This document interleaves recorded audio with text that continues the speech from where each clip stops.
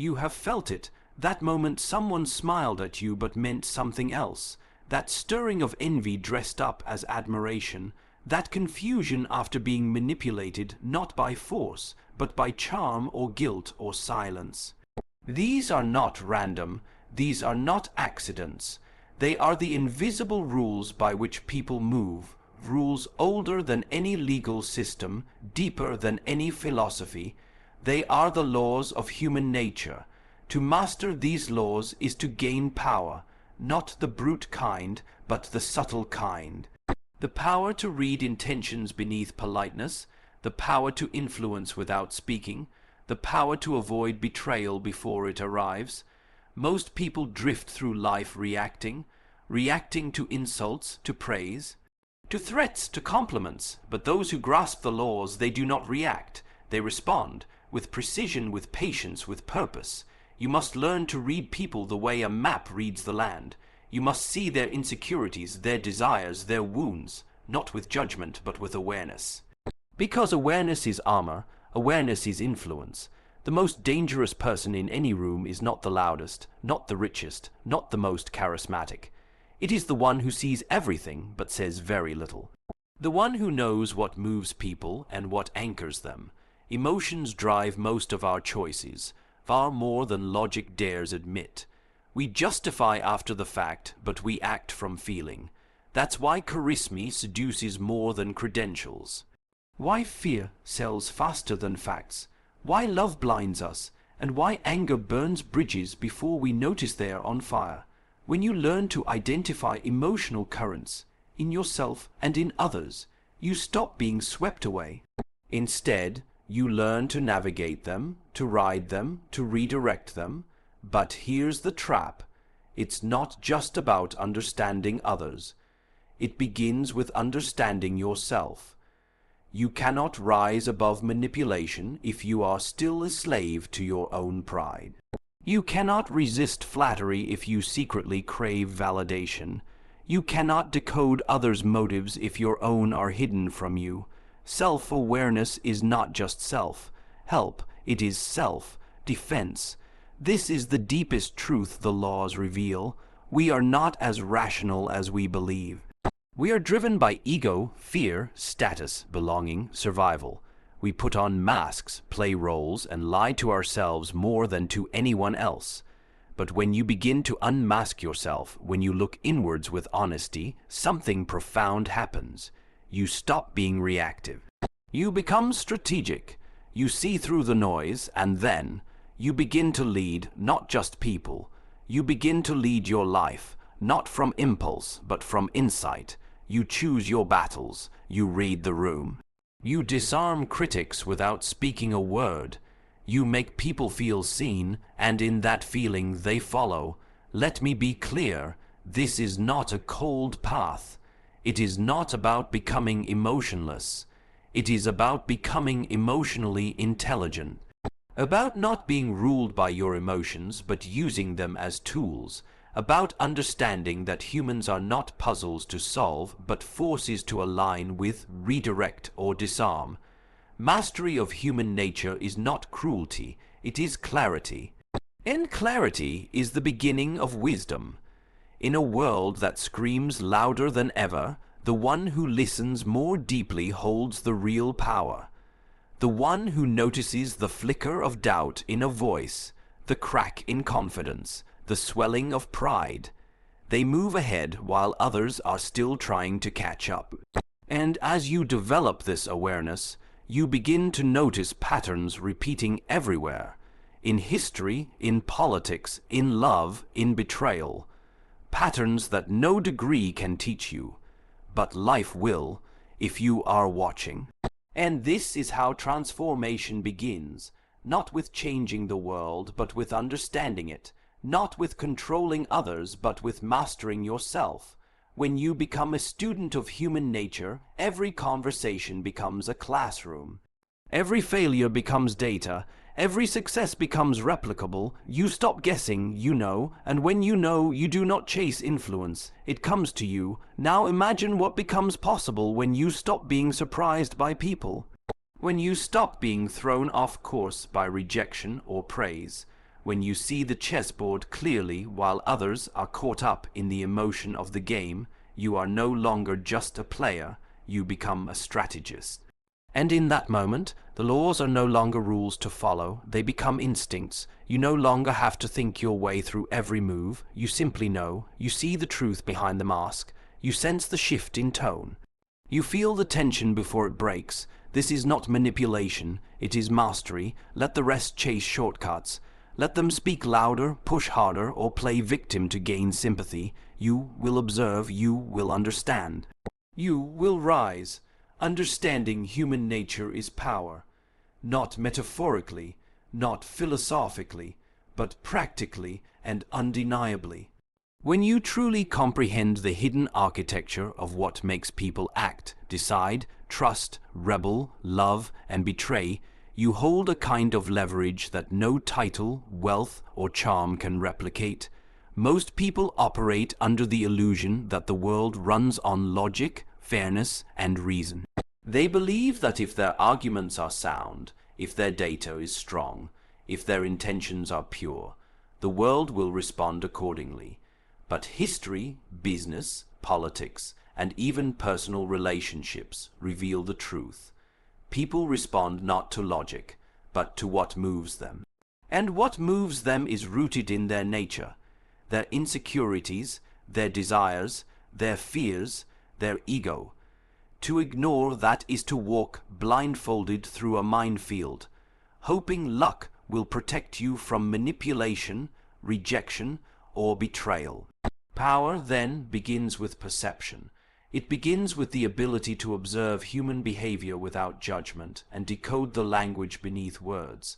A simple nod in a meeting, a quick glance at a phone during your conversation, a pause before someone answers a question. These are not insignificant. They are signals. They reveal discomfort, hesitation, pride, or hidden agendas. The person who notices them begins to understand not just what people say, but what they mean. Most people leave on the surface of interactions. They take words at face value, but those who understand human nature know that the truth is rarely in what is said. It is in what is felt, what is feared, and what is hidden. Think of how influence works. Influence is not about shouting louder or pushing harder. It is about tuning in. People are drawn to those who make them feel seen. If you can see what someone craves, whether it's recognition, safety, validation, control, you can shape your words and actions to meet that need, and in doing so, guide their behavior. This is not manipulation in the cruel sense. This is alignment. When you align your communication with someone's internal wiring, resistance disappears. And to do that, you must understand that internal wiring. You must study not just behavior, but motivation. Human nature is not random. It has patterns, it has rules. People may appear unique in personality, but the underlying impulses that govern them are universal. The need to belong, the fear of irrelevance. The desire to feel important, these are constants. Whether in a boardroom or a family dinner, whether dealing with a billionaire or a beggar, these drives are present. The person who understands these underlying forces can predict behavior with astonishing accuracy. They can diffuse tension before it erupts. They can offer reassurance before doubt arises. They can anticipate resistance and soften it before it takes shape. This level of mastery cannot come from books alone. It comes from observation, from experience, from analyzing failures and successes not in terms of what was done but why it worked or didn't. You must ask yourself relentlessly, what did this person really want? What emotion was controlling them in that moment? What need went unmet? This becomes a habit, a reflex. Over time, you stop being confused by people's unpredictability. You realize they're not unpredictable at all. They're simply driven by layers they themselves do not understand. But you can. This understanding also protects you. When you can see the insecurities behind charm, the envy behind praise, or the control behind kindness, you become far less vulnerable. You no longer fall for flattery. You no longer overreact to criticism. you see that most people are not acting at you. They are acting from themselves. Their actions are mirrors of their own battles, not reflections of your worth, and this insight gives you calm. It gives you control, not of others, but of yourself. Because at the core, understanding human nature is not just about external power, it's about internal peace. When you understand why people behave the way they do, you stop expecting them to be anything else. You stop demanding fairness from the unfair, consistency from the erratic, empathy from the self-absorbed, and in doing so, you protect your energy, you protect your mission, you engage with people strategically rather than emotionally. In any room, the person with the deepest understanding of human nature has the advantage, not because they're the smartest, but because they see clearly, they're not thrown off by appearances. They see the pride hidden behind silence, the desperation behind aggression, the loneliness behind arrogance. They respond to the truth of a person, not the performance, and that clarity, that perception, that is power, quiet, invisible, unstoppable power. Emotions govern actions more than logic ever will. This is not a flaw in the human design, it is the core of it. People like to believe that they are rational beings who sometimes feel, but the reality is the opposite. We are emotional beings who sometimes think. From the decisions we make to the relationships we form, from the careers we pursue to the ideologies we defend, emotions sit at the control panel of our minds. Logic is often just the mask we wear to justify what we already feel. And when you begin to see the world through this lens, not of reason, but of emotional cause, you begin to understand why people behave the way they do, and more importantly, how to lead, influence, and protect yourself with precision. Look at history, politics, marketing, or even your last conversation with someone you love. What moved people to act? Was it data? Was it statistics? No, it was emotion, fear of loss, hope for gain, anger at injustice, longing for connection. A leader doesn't rise because their policies are sound. They rise because they tap into collective pain or collective pride. A product doesn't go viral because it's the best on paper. It goes viral because it feels right, exciting, cool, or safe. A relationship doesn't fall apart because of one argument. It unravels because unspoken emotions grow until they collapse communication. Emotions are the energy behind every action. Ignore them, and you will forever misread people. Understand them, and you will hold the key to influence. This is why emotional awareness is not optional. It is essential. When you walk into a room, you're not walking into a space of neutral logic. You are walking into a theater of unspoken emotions. Some people carry pride they don't want challenged. Others carry anxiety they don't want exposed. Some need to feel important before they'll listen. Others need to feel safe before they'll speak. If you miss these emotional undercurrents, you'll talk past people. You'll present facts when reassurance is needed. You'll argue when what's needed is acknowledgement. You'll misread silence as agreement when it may be resentment or fear. But when you're tuned in emotionally, you move with the room. You adjust, you disarm, you connect. Understanding that people are emotionally driven also protects you from manipulation.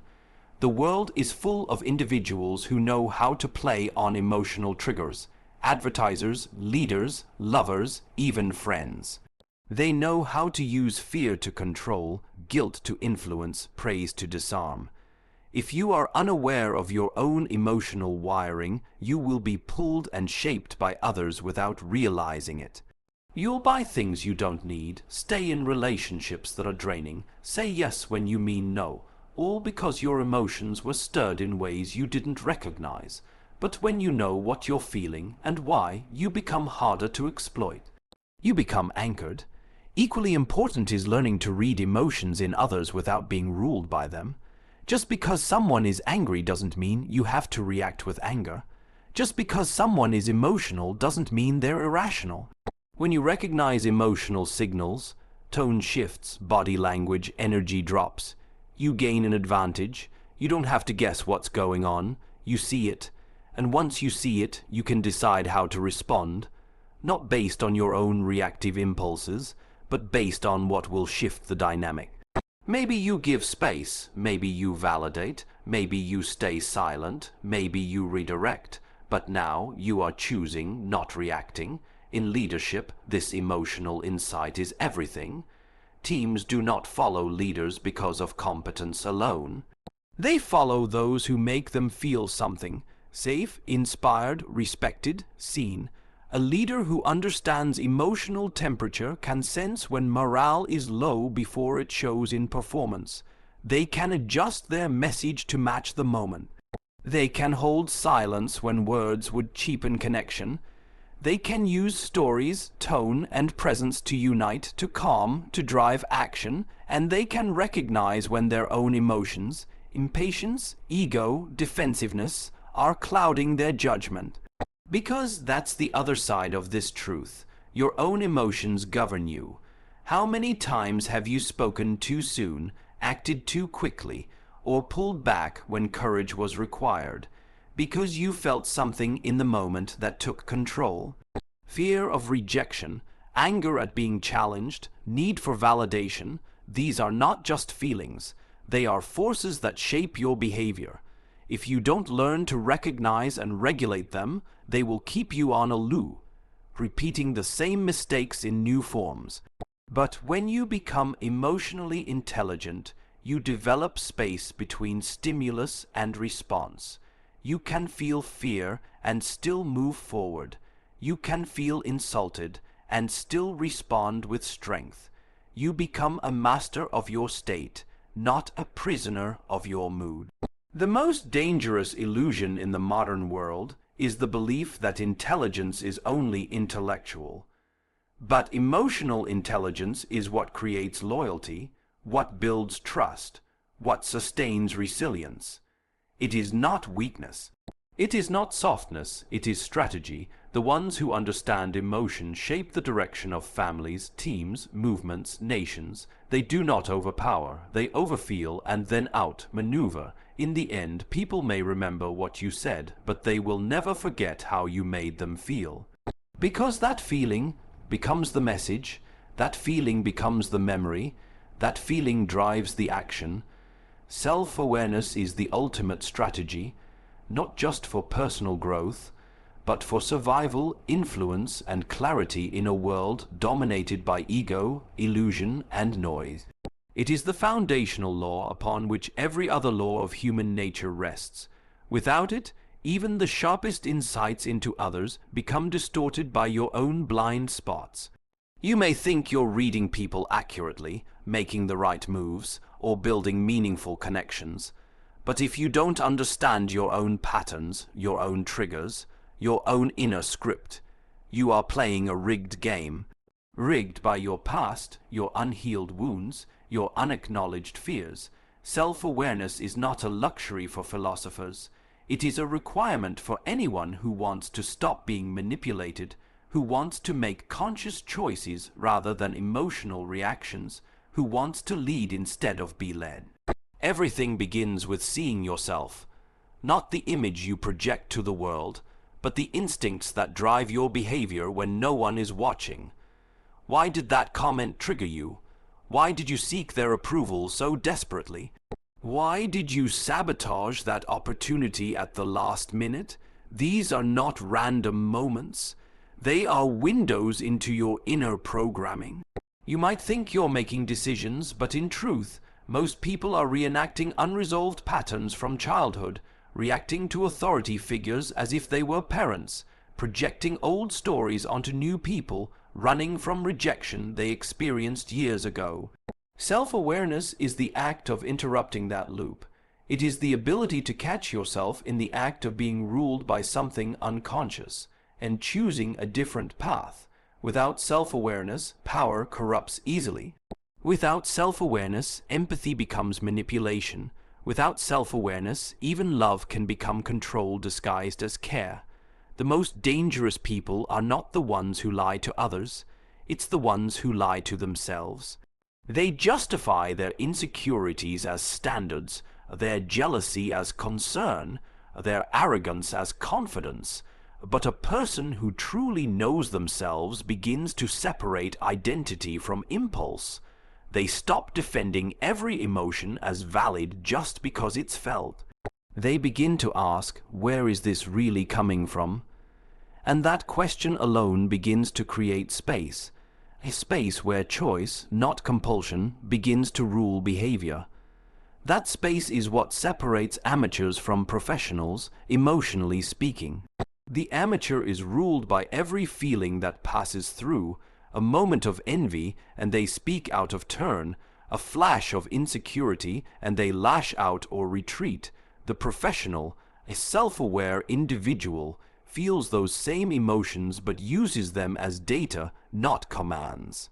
They pause, they reflect, they respond with wisdom rather than impulse. This is not about repressing emotion, it's about decoding it. Every strong emotional reaction is a signal. It's either pointing to something unresolved within or revealing something true about your environment. The key is knowing which is which. Self-awareness also gives you the ability to outgrow yourself. Most people are stuck, not because they lack intelligence, but because they are committed to identities that no longer serve them. They've told themselves they're not good with money or relationships or leadership, and so they live inside those self-imposed limits, reacting the same way to challenges, avoiding the same conversations, failing the same way over and over. Self-awareness is the power to question that narrative, to look at yourself not through the lens of judgment, but with curiosity. What if I'm not actually who I think I am? What if I've simply been operating under outdated programming? The moment you can ask that sincerely, your evolution begins. There is nothing more powerful than someone who has confronted their own darkness, not avoided it, not denied it, confronted it, because the parts of yourself you refuse to face will control you from the shadows. But the moment you bring them into the light, your envy, your pride, your craving for control, they lose their grip. And ironically, you become more trustworthy to others, not less. People trust those who are real. People follow those who are congruent, and you can't be congruent if you're constantly at war with yourself. Self-awareness is also the key to inner peace. So many of our anxieties come not from the outside world, but from the dissonance between who we think we are and who we actually are. The more distance there is between your self-image and your behavior, the more internal chaos you will feel. But the person who knows themselves, flaws, shadows, strengths, and all, feels aligned. Their choices reflect their values. Their behavior matches their words. They do not need to chase approval or wear masks. Their presence becomes powerful not because they are perfect, but because they are whole. In a world that constantly pressures you to perform, to conform, to compete, self-awareness is rebellion. It is the quiet revolution of turning inward when everyone else is looking outward. It is asking yourself not just what do I want, but why do I want it. It is knowing when your ambition is fueled by purpose, and when it's hiding a need to prove your worth. It is catching yourself seeking revenge when what you actually need is healing. This kind of honesty isn't comfortable, but it's freeing. And once you taste that freedom, once you feel what it's like to act from clarity rather than confusion, you will never want to live another day on autopilot. Self-awareness is the strategy that precedes all other strategies. It gives you power over your own mind. It keeps you from being used by your weaknesses. It allows you to course, correct before you crash. It strengthens your intuition, sharpens your decisions, and keeps your mission clean. When you know who you are truly, no one can use your ignorance against you. No one can bait you with praise or destroy you with insult. You move through the world with quiet certainty not because it's easy, but because you are rooted, grounded, awake, and in that state. You are unshakable,